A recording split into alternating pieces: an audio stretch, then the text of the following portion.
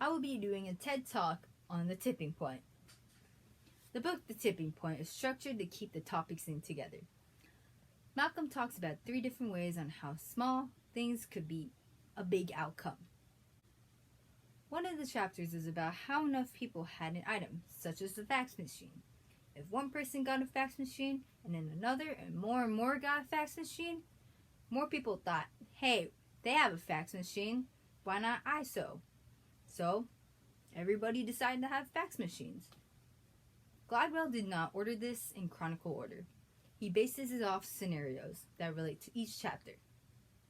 The introduction helps the author's purpose as he talks about hush puppies and American brush suede shoes, as he explains how no one knew hush puppies, but until Lewis, one executive, said that Isaac Marzani wore the suede shoes and the company started to get recognized, selling 430,000 pairs in 1995.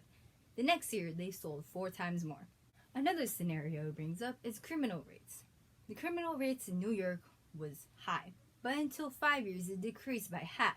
Criminologists say that they decreased the drug trade, but economists say otherwise and say how it was mainly on how the area looked.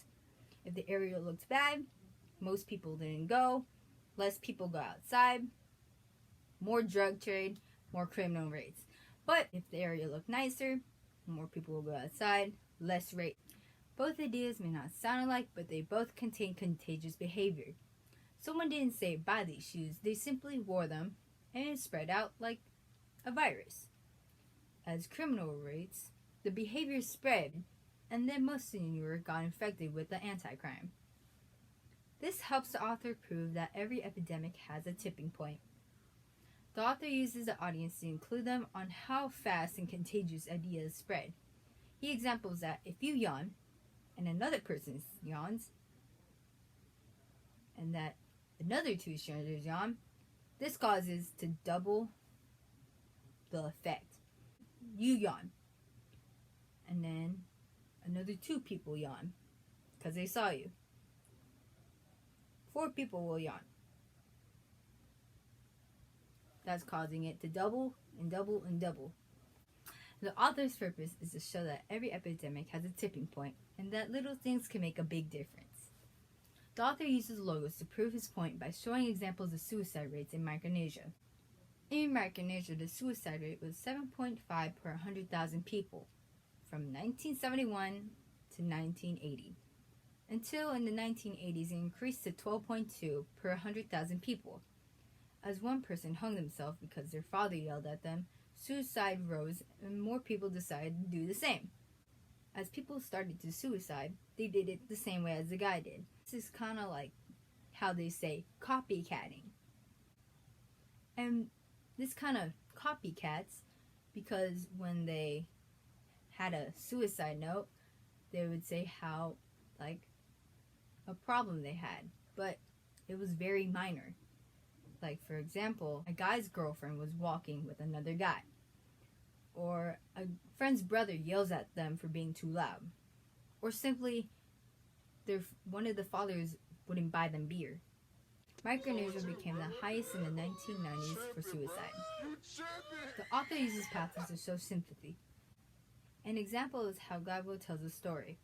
In the chapter Suicide, Smoking, and the Unstick Cigarette, about a 19-year-old boy who hung himself because his parents didn't buy him a graduation gown.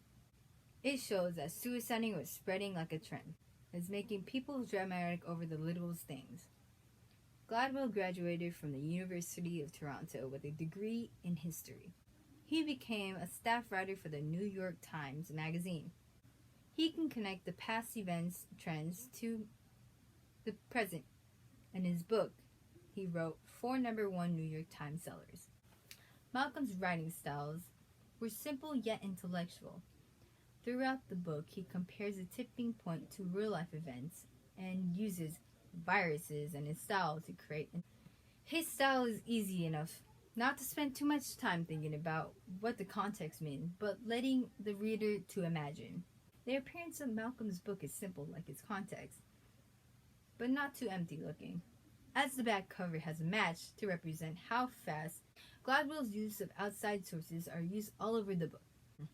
He uses this to compare the past events to the present trends and how they are broken down and related. The writer's effect is how he backs up his information by history and performing tests to the public. This book was simple but very informative, as throughout the book he gives events to explain the tipping point. What I gained and learned is trends can spread fast like monkey see, monkey do. This book was detailed and helpful to understand if you're confused on tipping points. One thing I criticize is how long his book is. It could have been shorter, but more details were put in.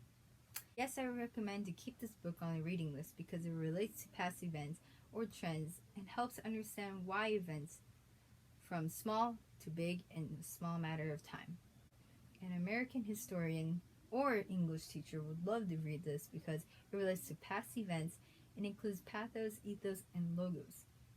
This fits into American literature because it shows ideas of the past can relate to the present and how small things can make a big difference.